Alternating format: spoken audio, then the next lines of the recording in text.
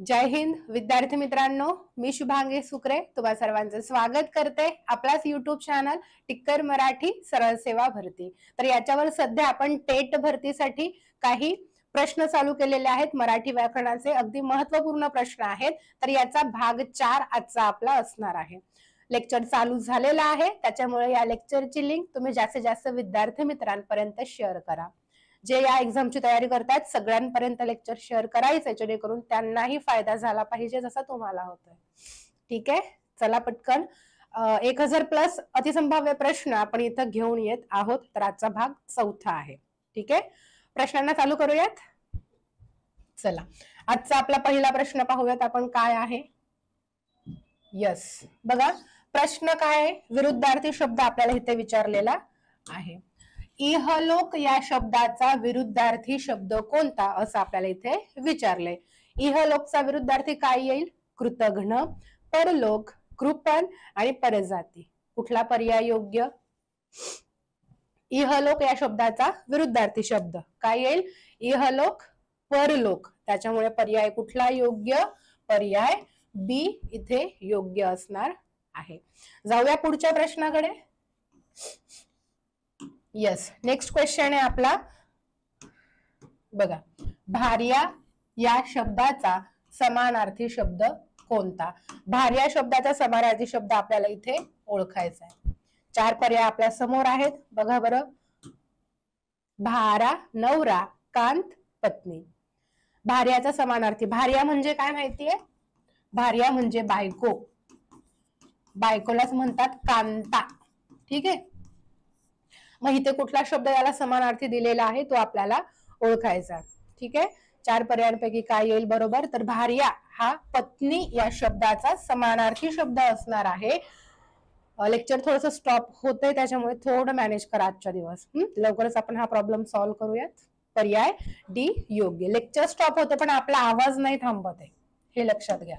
पुढचा प्रश्न आहे आपला, स्तुती या शब्दाला विरुद्धार्थी शब्द आपल्याला ओळखायचा आहे। स्तुती शब्दाचा विरुद्धार्थी 4 पर्याय आपल्या समोर आहेत, स्तवन, प्रार्थना, निंदा आणि स्तोत्र। हळूहळू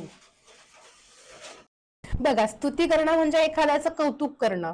मग कौतुक कुठं केलं जातं? आपल्या तोंडावर, आणि आपल्या मागे जे केलं जातं आपल्याबद्दल त्याला काय म्हणतात? निंदा म्हणतात। म्हणून स्तुतीला विरुद्धार्थी शब्द काय आहे? निंदा। पर्याय सी योग्य। जाऊया पुढच्या प्रश्नाकडे। हा बघा, तोंडात लाळ न भिजणे या वाक्प्रचाराचा अर्थ डॅश डॅश आहे। तोंडात लाळ म्हणजे तीळ म्हणजे नाही, पण तीळ हा शब्द सुद्धा तिथे आहे। तोंडात तीळ न भिजणे म्हणजे लाळ भिजत नसते, लाळ ऑलरेडी ओली असते। ठीक आहे, तोंडात तीळ न भिजणे म्हणजेच काय? तर कुठली गोष्ट त्याला जर सांगितली तर तो इतरांना सांगून टाकतो। गुप्त गोष्ट मनात न राहणे। पर्याय सी योग्य। महत्वपूर्ण प्रश्नांचे विश्लेषण इथे चालू आहे, त्यामुळे जास्तीत जास्त विद्यार्थी मित्रांपर्यंत हे लेक्चर शेअर करायचंय। चला जाऊ पुढच्या प्रश्नाकडे। आता खालीलपैकी पर्यायांतून म्हण आपल्याला ओळखायची आहे। अर्थ वगैरे नाही, पण कोणाला म्हण म्हणतात हे माहिती असणं गरजेचं आहे तुम्हाला। हत्ती दारात झुलणे, तोंडात बोटे घालणे, तळा राखील तो पाणी चाखील आणि दरारा वाटणे। तर बघा, म्हण आणि वाक्प्रचार यातला फरक काय आहे? तर म्हण म्हणजेच जे पूर्ण वाक्य दिलेलं असतं, ज्याच्यामध्ये फक्त अर्थपूर्ण वाक्य असतं, ज्याच्यात क्रियापद येणे, जाणे, माने, खाणे, शेवटी ने हा प्रत्यय नसतो। ठीक आहे, आणि वाक्प्रचारामध्ये ने हा प्रत्यय असतो। बघा, हत्ती दारात झुलणे ने प्रत्यय, तोंडात बोटे घालणे ने प्रत्यय, दरारा वाटणे ने प्रत्यय, म्हणजे हे तिघही वाक्प्रचार आहे। पण तळे राखील तो पाणी चाखील नॉर्मल वाक्य आहे, याच्यात कुठलाही ने प्रत्यय नाहीये, त्याच्यामुळे ही म्हण आहे। त्याचा अर्थ सांगू शकाल? तळे राखील तो पाणी चाखील म्हणजे आपण जर एखादी गोष्ट एखाद्याकडे संरक्षणासाठी दिली तर त्या गोष्टीचा तो फायदा उचलणारच, थोडा का होईना त्याचा फायदा त्याच्यामध्ये तो करून घेणार, असा त्याचा अर्थ होतो। पर्याय सी योग्य। पुढच्या प्रश्नाकडे जाऊयात आपण। धान्य या शब्दाकरता समूहदर्शक शब्द आपल्याला निवडायचा आहे। धान्य शब्दाचा समानार्थी काय असेल? कणगी, गोणी, डोंगर, रास। समूहदर्शक शब्द म्हणजे अनेक धान्य एकत्र किंवा अनेक गोणी एकत्र जर ठेवल्या तर त्याला काय म्हणतो आपण? धान्याची काय असते? अनेक धान्य एकत्रित ठेवलं तर त्याला आपण काय म्हणतो? धान्याची रास. त्याच्यामुळे पर्याय डी योग्य आहे, धान्याची रास. चला पुढे. नेक्स्ट क्वेश्चन आहे आपला, कौमुदी या शब्दात समानार्थी शब्द ओळखा. कौमुदी शब्दाचा समानार्थी कमळ, चांदणे, होडी, कुमारिका. कौमुदी आणि कुमुद या दोघांमध्ये फरक आहे. ओके, कुमुद या शब्दाचा समानार्थी शब्द काय हे मला ऑफलाईन कमेंट बॉक्स मध्ये प्रत्येकाने टाईप करून मला सांगायचंय. कौमुदी हा शब्द चांदणे या शब्दाचा समानार्थी शब्द आहे, पर्याय बी योग्य. चला पुढच्या प्रश्नाकडे जाऊया. शुक्ल या शब्दाचा विरुद्धार्थी शब्द ओळखा. शुक्लला काय येईल विरुद्धार्थी? धवल, कृष्ण, निशुल्क, अशुभ. आता पक्ष माहितीये कॅलेंडर मधला, शुक्ल पक्ष आणि कृष्ण पक्ष 15वडे आहेत. हे एक 15वडा झाला का शुक्ल पक्ष म्हणतात, दुसऱ्या 15वड्याला कृष्ण पक्ष म्हणतात. मग ते अमावस्यापासून पौर्णिमेपर्यंत आणि पौर्णिमेपासून अमावस्यापर्यंत या पद्धतीने आहे. ठीक आहे. तर शुक्ल म्हणजेच काय? गोरा. समानार्थी शब्द शुक्ल या शब्दाचा समानार्थी शब्द आहे गोरा, धाव, पांढरा किंवा त्याला म्हणतात धवल. ठीक आहे. पण आपल्याला याला विरुद्धार्थी विचारलाय. कृष्ण पक्ष म्हणजेच काय? काळा, सावळा. ठीक आहे. मग विरुद्धार्थी काय येईल? काळा, सावळा म्हणजे शुक्लला विरुद्धार्थी आहे कृष्ण. शुक्ल पक्ष, कृष्ण पक्ष, पर्याय बी योग्य. चला पुढे. पुढचा प्रश्न आहे आपला वाक्प्रचारावर आहे. खसखस पिकणे या वाक्प्रचाराचा अर्थ काय?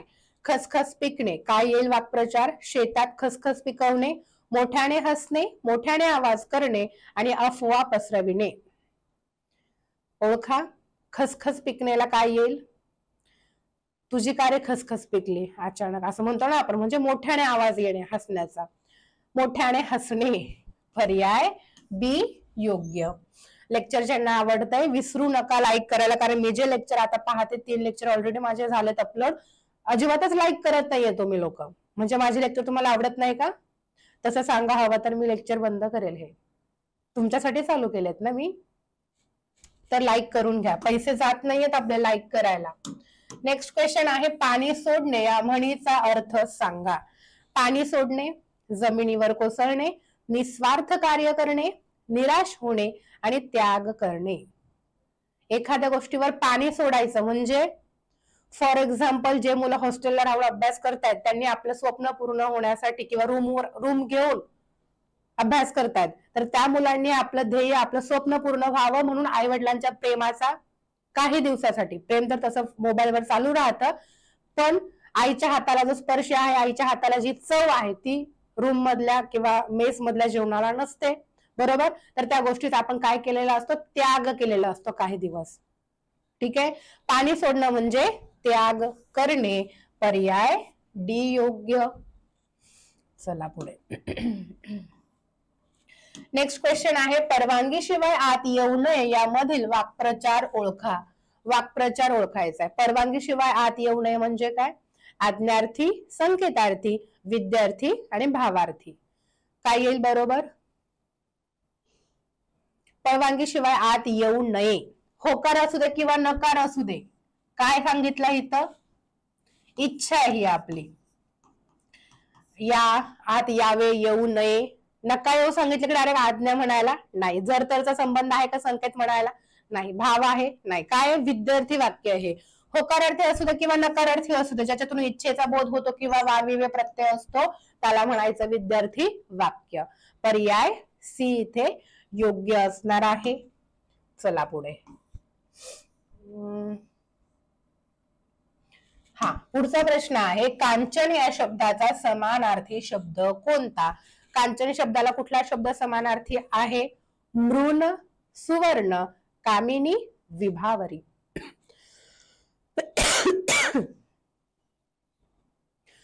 कांचन हा शब्द सोने या शब्दाचा समानार्थी आहे. सोने त्यालाच म्हणतात सुवर्ण, त्यालाच म्हणतात हेम, त्यालाच म्हणतात कांचन, त्यालाच म्हणतात पर्याय बी सांगितलं ऑलरेडी सुवर्ण. ठीक आहे, चला पुढे. पुढचा प्रश्न आहे, निमंत्रित या शब्दाचा विरुद्ध अर्थाचा शब्द आपल्याला ओळखायचा. निमंत्रितला विरुद्धार्थी काय येईल? आगंतुक, निमंत्रण, आमंत्रण, संयोजक. लवकरच लाईव्ह यायचा विचार आहे, पण तुमची अशी संख्या बघून, लाईकची संख्या बघून इच्छा नाही होत. हा, महत्वपूर्ण प्रश्न चालू असताना सुद्धा तुम्ही जर शेअरच करत नसेल लेक्चर तर, त्याच्यामुळे लेक्चर शेअर करत चला. तुम्हाला लेक्चर आवडतंय हे आम्हालाही लाईकच्या स्वरूपात दाखवा, जेणेकरून आम्हालाही पुढे पटापट पावलं उचलायला तुमच्या अभ्यासाच्या दृष्टीने. निमंत्रित म्हणजे एखाद्याला बोलवणं धाडलेला असताना आलेला, त्याला बोलवले मग तो आलाय म्हणजे निमंत्रित. याच्या विरुद्धार्थी ज्याला बोलवलेलं नाहीये तरीही तो आलाय म्हणजे आगंतुकासारखा आलाय तो. पर्याय ए योग्य. ज्याला बोलवायची अजिबात इच्छा नाहीये म्हणून बोलवलेलं सुद्धा नाहीये, पण आले आल्या एंट्री केल्या केल्या आपल्याला पुढेच तो बसलेला दिसतोय म्हणजे तो आगंतुकासारखा आलाय. पर्याय ए योग्य. चला पुढे.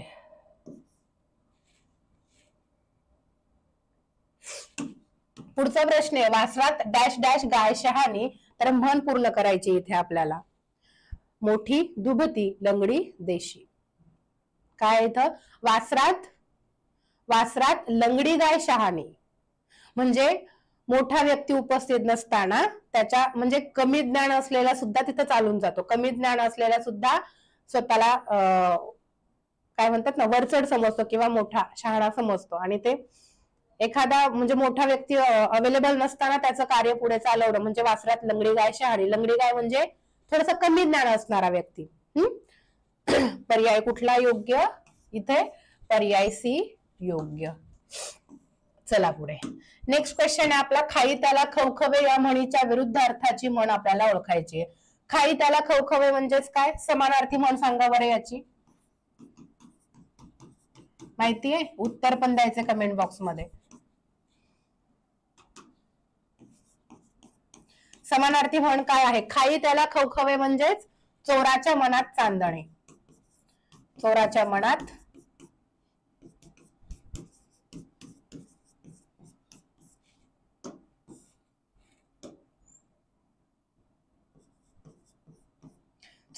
चांदणे, खाई त्याला खवखवे म्हणजेच काय? एखाद्या गोष्टी जर आपण जर एखादा गुन्हा केला असेल, चूक केली असेल तर ती सतत सारख्याला आपल्याला आठवत राहते किंवा सलत राहते मनामध्ये. त्याच्या विरुद्धार्थी आपण चूक केलीच नाही तर घाबरायचं नाही. काय येईल? कर नाही त्याला डर. कशाला? पर्याय बी योग्य.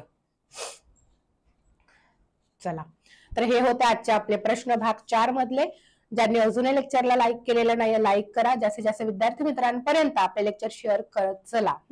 टेट एक्झाम आणि बाकीच्या ज्या काही एक्झाम आहेत त्या सगळ्या एक्झाम साठी हे जे प्रश्न आहेत महत्वपूर्ण आहेत. अजून तुमच्यासाठी तुम्ही कुठल्या एक्झामची तयारी करतात हे कमेंट बॉक्स मध्ये सांगा, आणि तुम्हाला काय हवंय मराठी व्याकरणाच्या बाबतीत ते मला कळू देत जरा ऑफलाईन कमेंट बॉक्स मध्ये, म्हणजे मी त्याच पद्धतीचे व्हिडिओ तुम्हाला व्हिडिओ लेक्चर्स इथे घेऊन येईल. ठीक आहे, आज थांबूयात इथे. उद्या पुन्हा याच वेळेला आपण भेटूयात. तोपर्यंत अभ्यास करत राहा. काही अडलं तर दुसऱ्या दिवशी येऊन कमेंट बॉक्स मध्ये मला टाईप करा. जोपर्यंत मी लाईव्ह येत नाही तोपर्यंत कमेंट बॉक्स मध्ये माझ्याशी बोलायचंय. ठीक आहे, चला थांबूयात. Bye bye, take care, wish you all the best.